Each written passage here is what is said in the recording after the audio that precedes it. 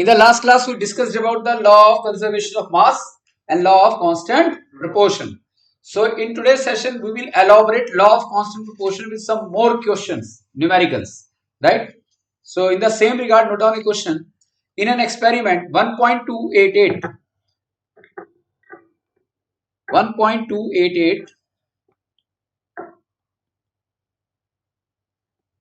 grams of copper oxide was obtained from copper oxide was obtained from 1.03 gram of 1.03 gram of copper. सी उसका symbol. ये first experiment है बेटा, first experiment. Second experiment क्या है? In another experiment, the second experiment 3.672 gram of copper oxide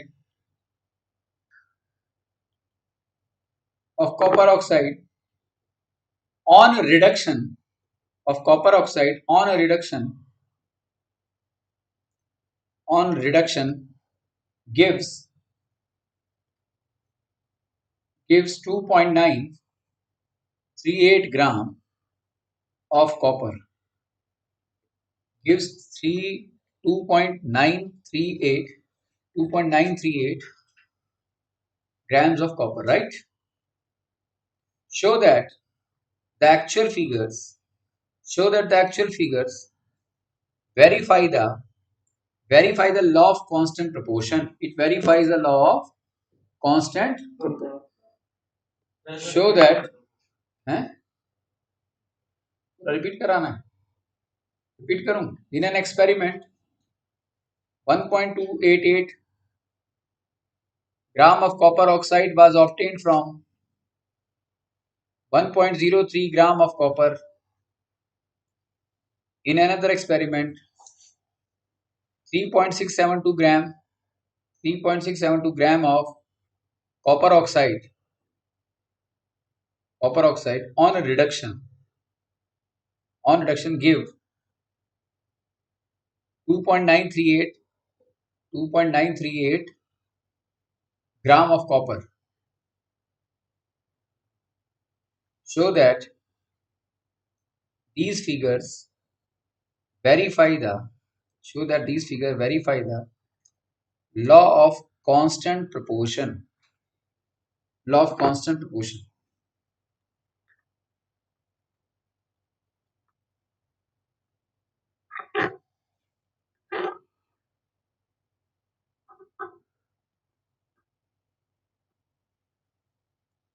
What do you mean by the law of constant proportion? Law of constant proportion states that a chemical compound always consists of same element chemically combined together in a fixed proportion by mass या by weight. ये कहा था ना मैंने कि H2O है, पानी बनेगा तो 1:8 की रेशो में ही बनेगा. मैंने लास्ट क्लास में एक्सप्लेन किया था. 1 molecule of H2O, right, consists of 2 hydrogen and 1 oxygen. The mass of hydrogen considered to be 1 gram. तो 2 gram oxygen इस 2 ऑक्सीजन का होता है 2 ग्राम हाइड्रोजन, ऑक्सीजन का होता है 16 ग्राम. तो रेशो आई 1:8. यानी कि अगर पानी बनना है तो हाइड्रोजन और ऑक्सीजन की रेशो क्या होनी चाहिए? हाइड्रोजन की और ऑक्सीजन की रेशो होनी चाहिए 1:8. और ये 1:8 पूरे यूनिवर्स में 1:8 ही रहेगी. किसी और रेशो से हाइड्रोजन और ऑक्सीजन कंबाइन करके पानी नहीं बना सकता. The formation of water, right, with the help of hydrogen and oxygen always takes place with a ratio 1:8.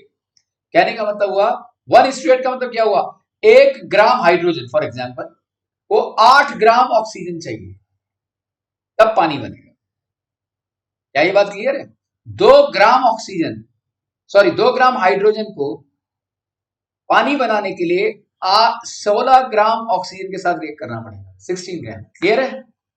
Good. छोटी सी बात समझ में आ गया ना? अभी जो मैंने क्वेश्चन लिखवाया है इसे ध्यान से पढ़ो and try on your own. मैं आपको सिर्फ क्वेश्चन समझने के लिए कह रहा हूं फिलहाल, आंसर के लिए नहीं कह रहा.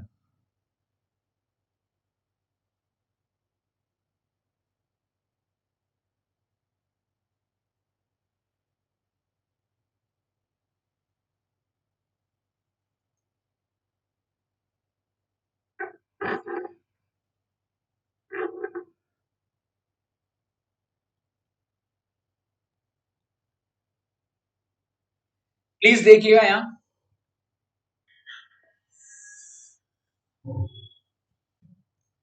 This is a very very important experiment. First experiment को मैं इलस्ट्रेट कर रहा हूं। इतना ग्राम कॉपर ऑक्साइड इतने ग्राम कॉपर से बना। कॉपर ऑक्साइड को बनने के लिए कॉपर और ऑक्सीजन की जरूरत है, राइट? यानी कि कॉपर, अभी क्योंकि आपको सिंबल्स की नॉलेज नहीं है इसलिए मैं कंफ्यूज नहीं करूंगा। कॉपर प्लस ऑक्सीजन ने क्या दिया? Copper oxide. ठीक है, नाउ कितना कॉपर ऑक्साइड बना? 1.288 ग्राम। लिखा है ना क्वेश्चन में, कहां से बना, कितने कॉपर से बना, लेकिन ऑक्सीजन का अमाउंट तो गिवन नहीं है, राइट? अब बात ध्यान से सुनिए, हम बात किसकी फॉर्मेशन की कर रहे हैं? कॉपर ऑक्साइड की। कॉपर ऑक्साइड को बनने के लिए कॉपर और ऑक्सीजन की जरूरत है। कॉपर का मास भी हमारे पास है, कॉपर ऑक्साइड का भी है, तो ऑक्सीजन का निकाल सकते हैं नहीं? मान लिया ये एक्स है, बिल्कुल ठीक कहा आपने। देयरफॉर हम कह सकते हैं 1.03 प्लस एक्स 1.288, तो एक्स कितना आया? 1.288 माइनस में 1.03, बताओ कितना आया आंसर करके? कितना आया? 0.258 ग्राम। यानी कि ये किसका मास आ गया? ऑक्सीजन का। क्या ये क्लियर है? कोई डाउट यहां पर? तो यानी कि अपने पास कॉपर का भी मास है, अब ऑक्सीजन का भी आ गया, और कॉपर ऑक्साइड बनाए कॉपर और ऑक्सीजन से, तो रेशो देखते हैं कॉपर की। कॉपर इज टू ऑक्सीजन की रेशो देखते हैं। रेशो तो निकालनी पड़ेगी ना, copper is to oxygen. Copper है 1.03 और ऑक्सीजन कितना निकाला आपने? 0.258, राइट? तो ये है 1.02.258। एग्रीड? तो जरा आप इसे करेंगे, जब इसे सॉल्व करेंगे, क्योंकि क्वेश्चन का आंसर मुझे याद है, वैसे I don't want to waste time in calculation. वैसे बताता हूँ कैलकुलेशन करेंगे कैसे। 103, ये ना पॉइंट के बाद दो डेसिमल के बाद 2 डिजिट है तो 100 आ जाएगा नीचे। यह 258, डेसिमल के बाद 3 डिजिट है तो ऊपर 1000 आ जाएगा। ये और ये कैंसर।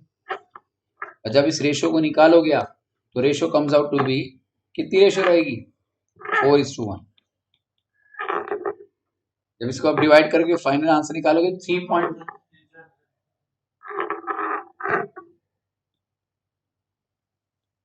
अभी समझाया तो था, ये देखो,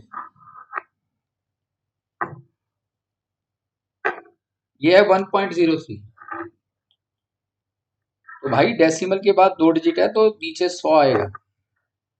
जितनी डिजिट होती हैं उतनी जीरो आती है, राइट? ये बात क्लियर हुई या नहीं?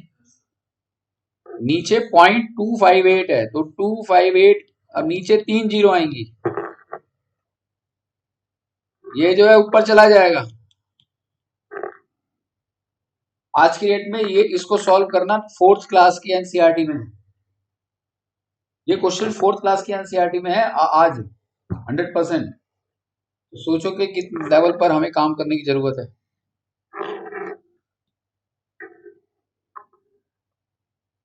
अब ये वैल्यू आ गई,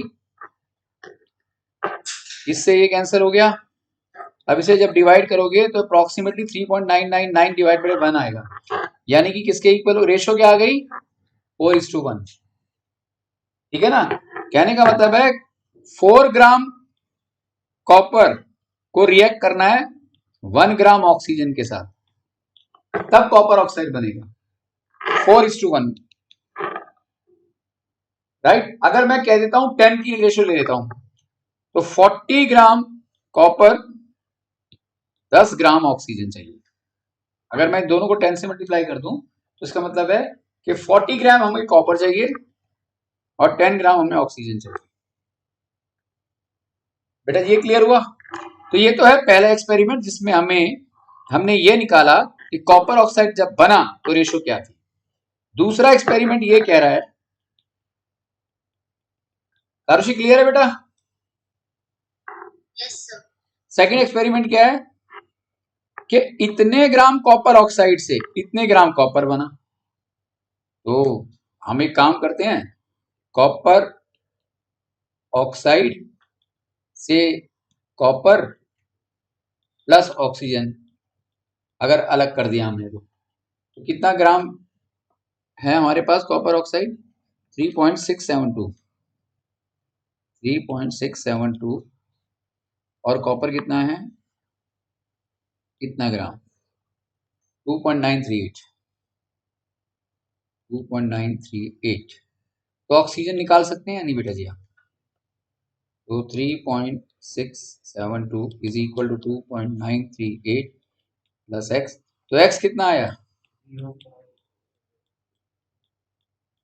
ना बेटा जी? 0.734, राइट। तो ये हमारा बेटा जी ऑक्सीजन का मास आ गया। अब फिर कॉपर इज टू ऑक्सीजन निकालेंगे, तो कॉपर तो हमारे पास है 2.938 और ये है हमारा 0.734, राइट। तो 2.938 डिवाइड 0.734। अब यहां सीधा देखो बेटा जी, अब मैं इसको डिवाइड कर रहा हूं ना, तो डेसिमल के बाद 3 डिजिट है, तो नीचे मुझे 3 जीरो लेनी होगी। यहाँ डेसिमल के बाद 3 है, तो यहाँ पर भी डिवाइड बाई 100 होगा ना, चूंकि ये नीचे है तो ये ऊपर चला जाएगा, तो ये वैल्यू ये हो जाएगी 1000, नीचे 1000 इंटू 734, 1000 से 1000 कैंसर। जब इसे डिवाइड करोगे तो ये भी 4:1 आएगा। तो दोनों एक्सपेरिमेंट में हमने क्या देखा कि अगर हमें कॉपर ऑक्साइड बनाना है कॉपर से, तो कॉपर और ऑक्सीजन की रेशियो 4:1 होनी चाहिए। या हमें कॉपर बनाना है कॉपर ऑक्साइड से, तो भी रेशियो 4:1 होनी चाहिए। यानी कि फिक्स रेशियो आ गई या नहीं आ गई? हाँ बेटे बोलो। इसमें ना मतलब जैसे मतलब वो जो सेकंड एक्सपेरिमेंट है उसमें सर रेशियो ना 4 डेसिमल उसमें आ गई 4.002 4 लेके चलेंगे उसे। ले सकते हैं। हाँ ले सकते हैं। इसलिए मैं 3.99 आ रही थी ना। 100% तो पॉसिबल नहीं होता ना बेटा, कुछ तो लॉस होता ही है और कुछ तो गेन होता ही है, राइट। ले सकते हैं 100% ले सकते हैं, क्योंकि आप पहले वाले केस में भी 3.999 आया होगा, 4 तो वहां भी नहीं आया होगा, पर 3.999 और 4 पॉइंट समथिंग ऑलमोस्ट इक्वल ही होता है, राइट, सिग्निफिकेंट फिगर के अकॉर्डिंग। क्या ये क्लियर हो गया आपको क्वेश्चन? एनसीईआरटी निकालिए अब, वो आप लाए नहीं होंगे। एनसीईआरटी निकाल लेना बेटा आप घर पर अगर हैं तो। मैं क्वेश्चन बोल देता हूँ यहाँ।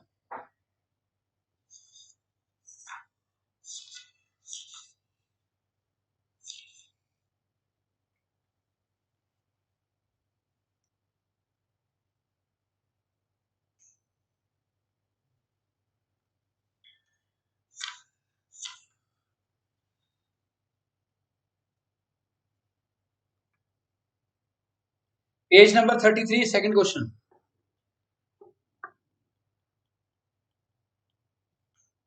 Question second, page number 33। Please ध्यान से सुनिएगा जो मैं बोल रहा हूँ, मैं डिक्टेट नहीं कराऊंगा इस क्वेश्चन को। Hydrogen and oxygen combine in the ratio 1:8। Hydrogen and oxygen combine in the ratio 1:8, ये तो हम जानते हैं। Hydrogen and oxygen combine in the ratio 1:8 by mass to form water. क्या बनता है इससे? Water, right. अब लिखो, अब लिखिए, what mass of oxygen gas, what mass of oxygen gas, what mass of oxygen gas required to react completely, required to react completely with, required to react completely with 3 gram of hydrogen gas, 3 gram of hydrogen gas। करिए, आ गया answer 32।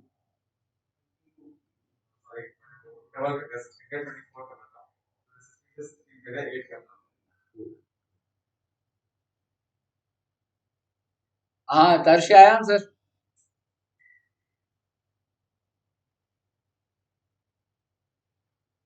Avani,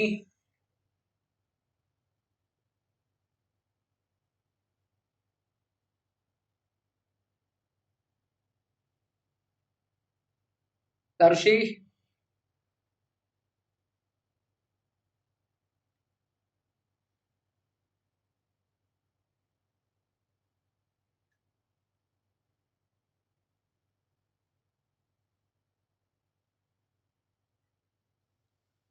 1 ग्राम 1:8 का मतलब क्या हुआ? 1 gram hydrogen को 8 gram oxygen चाहिए, तो 3 ग्राम को कितनी चाहिए कि oxygen?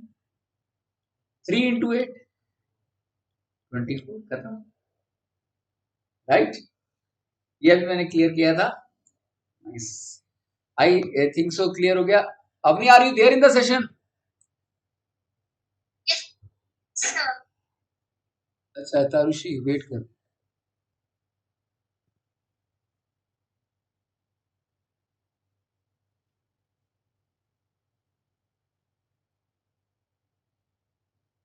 So Tarushi, are you there in the class? Yes sir. अच्छा, क्या नेटवर्क इशू आ गया था बेटा? सर एकदम से लाइट चली गई तो कंप्यूटर ऑफ हो गया था, मैंने भी मोबाइल। सही बात। आप मोबाइल से अटेंड कर रहे हैं? यस सर, अभी 2 मिनट के लिए, जैसे ही ऑन हो जाएगा मैं। अच्छा अच्छा, ठीक है, got it. Then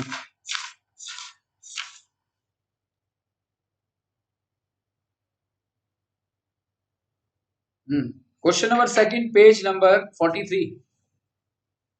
question number second, page number 43। नहीं सॉरी, फर्स्ट क्वेश्चन, फर्स्ट भी तो नहीं किया अभी हमने। Question number first, page number 43, right. First question, it states that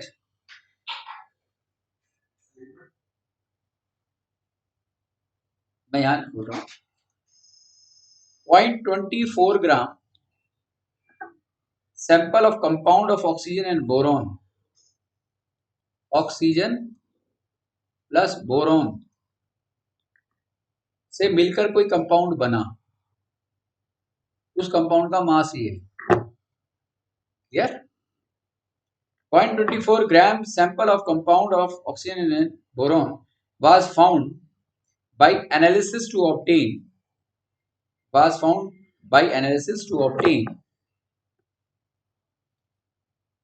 boron कितना है? 0.096 और ऑक्सीजन कितना है? 0.144। कैलकुलेट द परसेंट, ये लिखो, calculate the percentage composition, calculate the percentage composition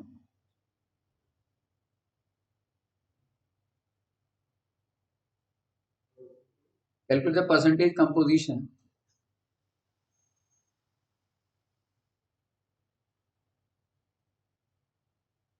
of the compound by weight, of the compound by weight।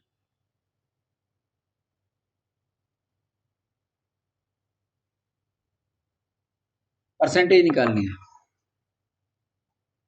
यानी कि compound जो है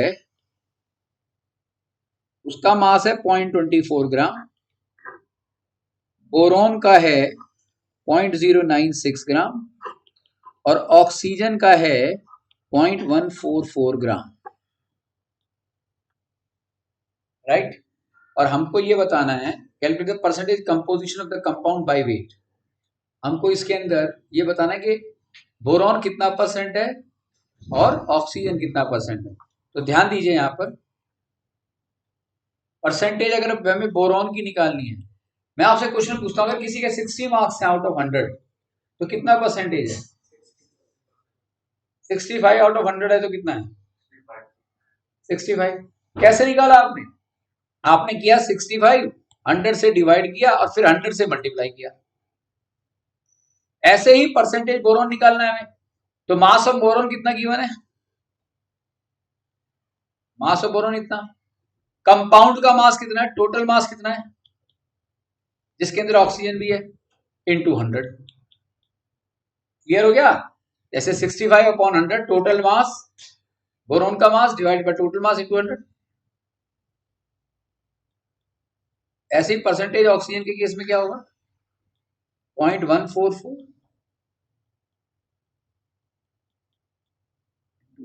क्लियर? कैलकुलेट करके बताओ क्या आंसर आया, करो कैलकुलेशन।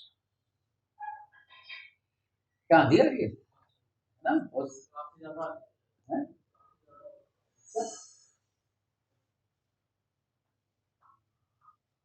पहले आप कैलकुलेट करें।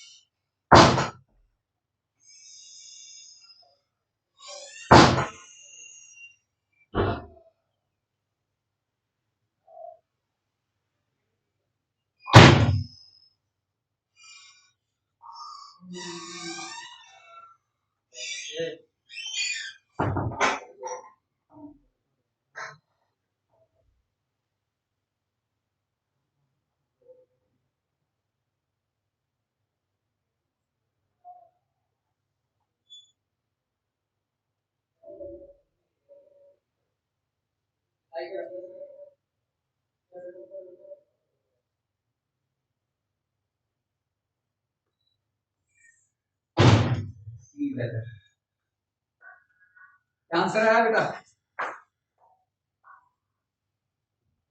ऑक्सीजन की 60% और बोरोन की 40%। यस, बोरोन 40% आया कैलकुलेट करके और ये 60%। कैलकुलेशन कैसे करेंगे बोरोन के केस में? देखिए 96 डिवाइड बाई 100 कर देंगे, 1230 हो जाएगी, और 24 है तो ऊपर इंटू 100 जो करोगे तो 40%, ऐसे ही इसका करोगे तो 60%। यह आंसर। क्लियर? राइट, अगले क्वेश्चन पे चलूं।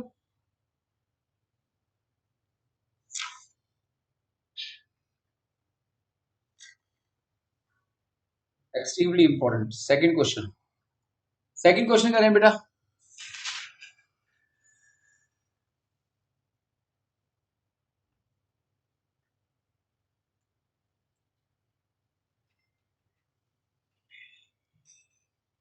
मैं आपको यहां बता रहा हूं, when 3 gram of carbon, carbon है 3 ग्राम,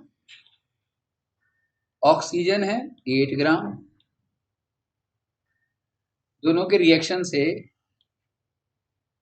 11 ग्राम कार्बन डाइऑक्साइड बनी। Right, what mass of carbon dioxide, what mass of carbon dioxide, यानी कि ये जो पूछा गया उसे मैंने एक्स ले लिया। What gram of carbon dioxide will be formed what gram of, यहां लिखते हैं हम, carbon dioxide will be form. In fact एक काम करते हैं, एज इट इज रहने देता हूं, when 3 gram of oxygen, 3 gram of carbon sorry react with 50 gram of oxygen, तो कितना ग्राम बनेगा? प्लीज क्वेश्चन को दोबारा देखिए, ध्यान से सुनिएगा सब। 3 ग्राम कार्बन 8 ग्राम ऑक्सीजन के साथ रिएक्ट करके 11 ग्राम कार्बन डाइऑक्साइड बनाता है। फिर अगला कह रहा है कि कितना कार्बन डाइऑक्साइड बनेगा कि यही 3 ग्राम अब 8 ग्राम की बजाय 50 ग्राम के साथ जब रिएक्ट करेगा तो कितना ग्राम कार्बन डाइऑक्साइड बनेगा? That is the question. And which law of chemical combination will be applicable? Hello, हाँ हाँ हाँ, sorry sorry,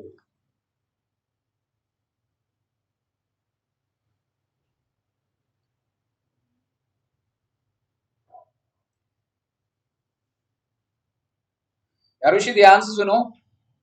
3 gram carbon when react with 8 gram oxygen gives 11 gram carbon dioxide. Now, when the same 3 gram instead of reacting with 8, when react with 50 gram gives how much carbon dioxide? कितना carbon dioxide देगा? And which law of chemical combination will govern your answer? इसमें कौन सा law है? Law of constant position. Excellent answer. कितना लगेगा? 53. 53 is the answer. कोई और? 53 gram. Tarushi, what should be the answer? 53 gram is correct or wrong? Correct, sir. It's a correct one. No, it's a wrong one.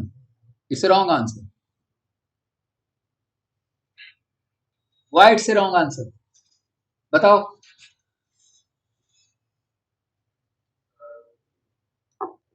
आप देखो, law of constant proportion क्या कह रहा था? देखो, सबका फोकस यहां होना चाहिए. लोग बच्चे याद करके जाते हैं आंसर, याद नहीं करते. मैंने आपको बताया था ना, 1:8 में हाइड्रोजन ऑक्सीजन रिएक्ट करेगा तभी पानी बनेगा. यानी कि for example 1 gram hydrogen requires 8 gram oxygen to give water. यही है ना? अब 1 ग्राम हाइड्रोजन 8 ग्राम ऑक्सीजन के साथ नहीं, 16 ग्राम ऑक्सीजन के साथ अगर करता है तो भी क्या पानी बनेगा? तो भी पानी बनेगा.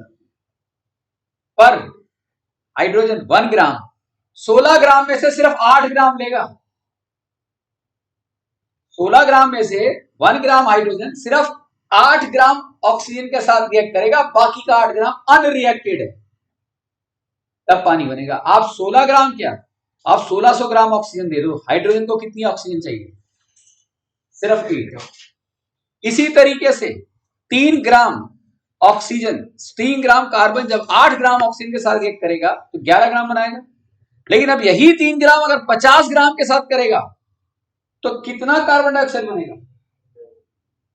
हैं? 11 ही बनेगा. 11 ही बनेगा या नहीं बनेगा? अरे यार, मैंने बताया तो था 1 ग्राम जब 8 ग्राम से, 1 ग्राम 16 से है तो 16 ग्राम में से सिर्फ 8 ग्राम ही लेगा वो, बाकी का 8 ग्राम अनयूज है. तो यहां 3 ग्राम को 8 ग्राम चाहिए, लेकिन अब 3 ग्राम को 8 ग्राम की बजाय आप 50 ग्राम दे रहे हो, तो कितना बनेगा?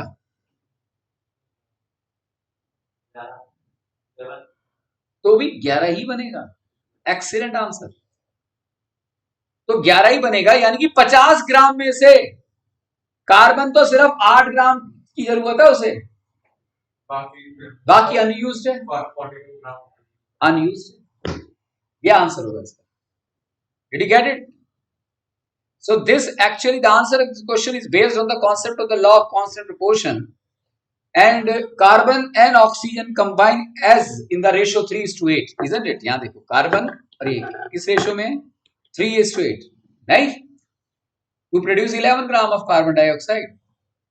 So when the same carbon, right, reacts with 50 gram, again it requires only 8 gram. Again it will form only 11 gram. The 42 gram of the oxygen will not be used. It would be unreacted oxygen itself. आपने ये real proportion में बताया हुआ है या फिर question में ऐसे? क्वेश्चन में ऐसे क्यों? राइट. और रियल प्रोपोर्शन की भी बात करते हैं हम.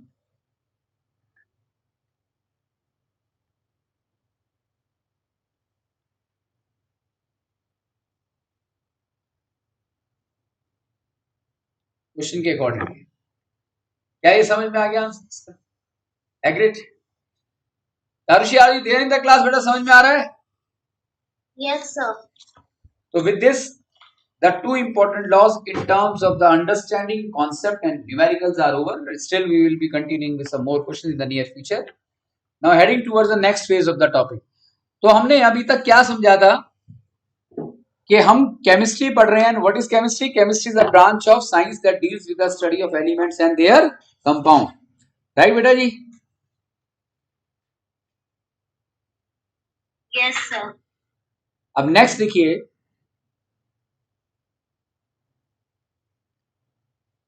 What are important Dalton's atomic? What are explain in detail? Explain in detail. All important postulates, जिसे assumptions कहते हैं. All important postulates. हाँ postulates, right? All important postulates given by the Dalton atomic theory. Dalton atomic theory. Dalton atomic theory. Given by Dalton atomic theory.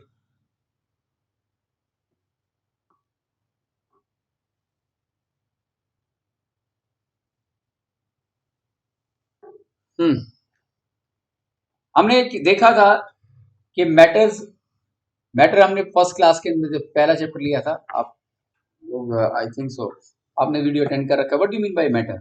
Anything that occupies space and has mass is known as matter. Matters are of three types: solid, liquid and gases. इसी तरीके से elements, right, may exist in the solid form, liquid form और gases form, right. So, जैसे हमने देखा था कि chemistry is a branch of science that deals with the study of 114 elements right now known to us. Element is nothing but a substance made up of the same kind of atoms. The smallest part of any non-living being is known as atom. Right? बेटा अभी हम वहां नहीं आएंगे. अभी हम Dalton पर हैं, अभी हम रदरफोर्ड पर नहीं. तो हम डाल्टन का जिक्र कर रहे हैं. Dalton was the physician scientist who actually, right, proposed that the very smallest part of any matter that exists in this universe, right, does not belong to living being known as atom. हर वो चीज जो कि living being नहीं है, उसका जो सबसे छोटा हिस्सा है उसे एटम कहते हैं, राइट. और डाल्टन ने ये कहा कि एटम को ब्रेक नहीं किया जा सकता, एटम से छोटा कुछ नहीं होता. भाई तब तक एटम के अंदर की कहानी पता नहीं लगी थी. Very first part is that Dalton's postulates 99% school exam में आते हैं. तो पहला इसका आंसर होगा all the matter is made up of the very small particle known as atom. I am not going to dictate it, आपको खुद लिखना है, मैं समझाऊंगा इसे. तो पहला पोस्टुलेट इसका क्या है? इसने ये माना कि दुनिया में जितने भी मैटर हैं उसका सबसे छोटे हिस्से का नाम क्या है? एटम. दूसरा इसने कहा atom can not B divide. फिर इसने क्या कहा कि एटम तोड़ा ही नहीं जा सकता, एटम से छोटा कुछ हो ही नहीं सकता. तीसरा इसने कहा कि atom can neither be created nor be destroyed. ये इसने सही कहा, राइट. एटम्स को ना तो पैदा किया जा सकता है ना ही डिस्ट्रॉय किया जा सकता है. जैसे हाइड्रोजन ऑक्सीजन के साथ मिलकर पानी बनाते हैं, इसका मतलब ये नहीं है कि हाइड्रोजन आपने खत्म कर दिया या ऑक्सीजन खत्म कर दिया. हाइड्रोजन ऑक्सीजन एक नया रूप ले लिया, एक नए सब्सटेंस के रूप में, जिसका नाम है वाटर.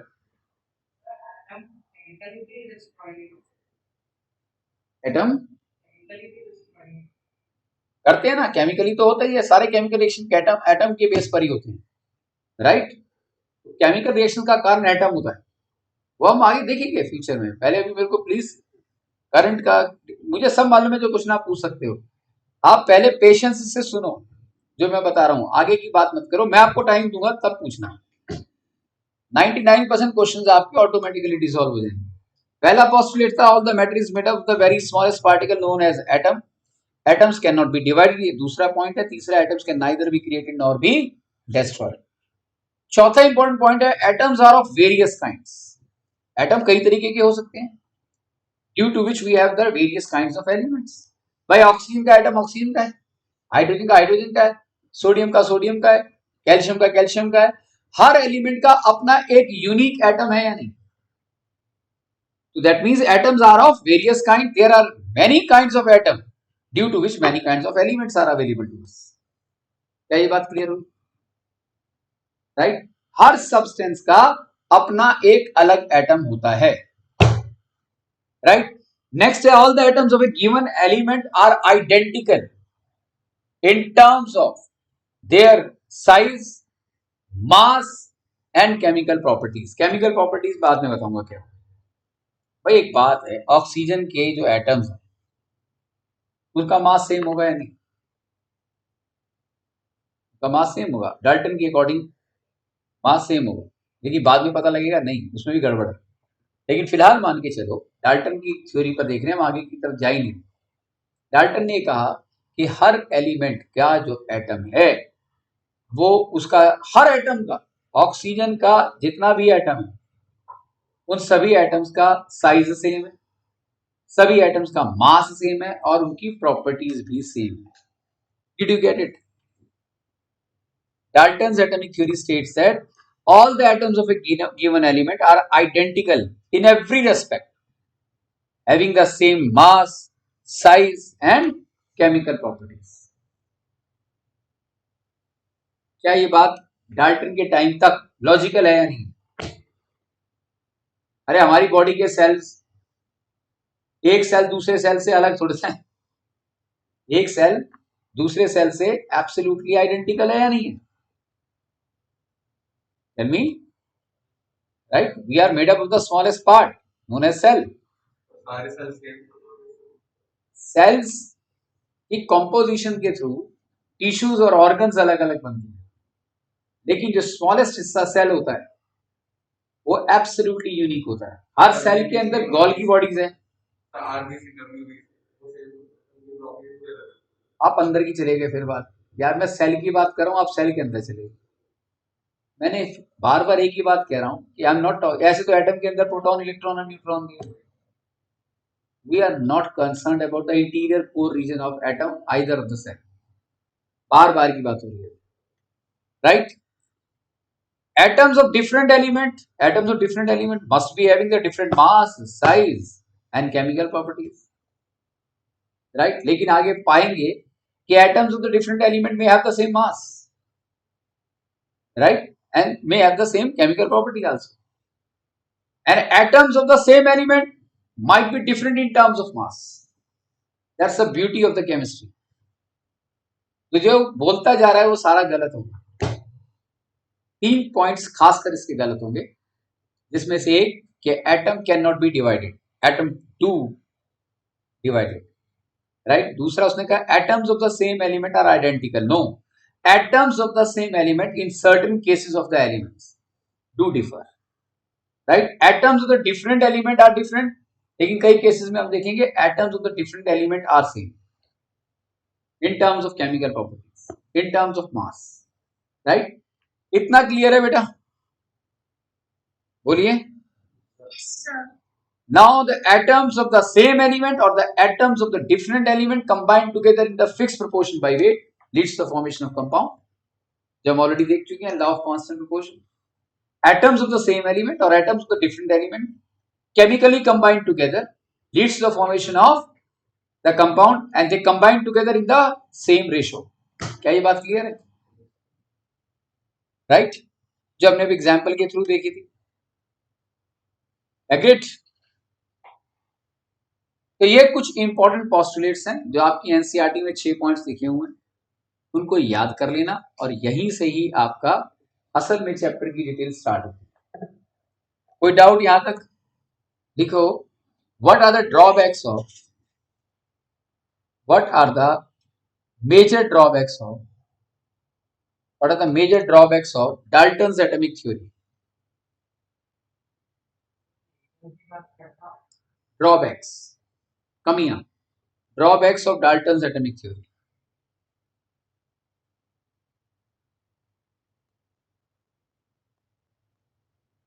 सबसे पहला ड्रॉबैक क्या है एग्जाम में, ये भी बहुत ही इंपॉर्टेंट, इक्वली इंपॉर्टेंट है कि atoms can not be divided further. जिसने कहा no, atoms can be divided further. In fact atom consist of the centrally located heavy core region known as nucleus containing nucleons in the form of protons and neutrons, and electrons are supposed to be revolving in various orbits.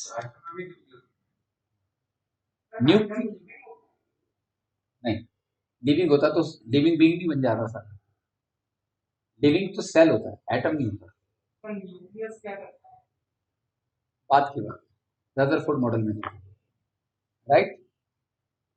Her atom के बीच का हिस्सा बहुत भारी होता है, जिसे nucleus कहते हैं।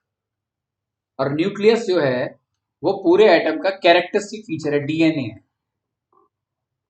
वैसे डीएनए के बारे में जानते हो ना? डीएनए क्या है basically? DNA is basically the genetical configuration of each human being और एवरी लिविंग बीइंग। हर लिविंग बीइंग का डीएनए अलग अलग होता है और किसी का डीएनए पूरे अक्रॉस द यूनिवर्स किसी दूसरे के साथ मैच नहीं करता, except parents. Right? I think so ये क्लियर हो गया। डाल्टन ने ये कहा कि एटम को दोबारा हम तोड़ नहीं सकते, नहीं, एटम को तोड़ा जा सकता है और उसमें से भी 3 चीजें निकली, proton, electron and neutron. Right? कैसे, क्या है, बड़ा इंटरेस्टिंग फेज है, बाद में देखेंगे। फिर इसने ये कहा था कि all the atoms of an element have exactly the same mass. All the atoms of the same element have the same mass. नहीं, atoms of the same element में हैव डिफरेंट मास। पॉसिबल है कि oxygen है, जैसे hydrogen है, hydrogen का best example है। Hydrogen में 3 तरह के एटम होते हैं, protium, deuterium and tritium. Hydrogen के अंदर 3 टाइप्स ऑफ हाइड्रोजन एटम होते हैं। और ये 3 टाइप्स क्यों है? क्योंकि तीनों का मास अलग अलग है। देखो है हाइड्रोजन ही, लेकिन मास अलग अलग। ऐसे ही क्लोरीन के साथ है, ऐसी ऑक्सीजन के साथ है, ऐसे कई एलिमेंट हैं जिनके अंदर atoms of the same element do have the different mass. क्या ये बात क्लियर हो गई? सारी चीजें करता है। नहीं, एटम है, ये तो सही बताया ना उसने। पर उसने लोग बोला था कि उसने ये भी तो बताया कि atoms combined in fix proportion by weight, ये भी उसने सही बताया। सब कुछ एटम, डाल्टन की थ्योरी को तो यूज कर एटम पर काम हुआ है। रदरफोर्ड को तो कैसे पता लगा एटम नाम की कोई चीज है? तो डाल्टन ही तो थी। राइट? तो एक कदम साइंस में आगे बढ़ाया डाल्टन ने, उसके बाद दूसरा तीसरा कदम और साइंटिस्टों ने बढ़ाया। डाल्टन का जो कंट्रीब्यूशन है टूवर्ड्स द साइंस, राइट, वो अनबिलीवेबल है। और इसने तब खोज की थी जब कुछ सुविधाएं भी नहीं थी।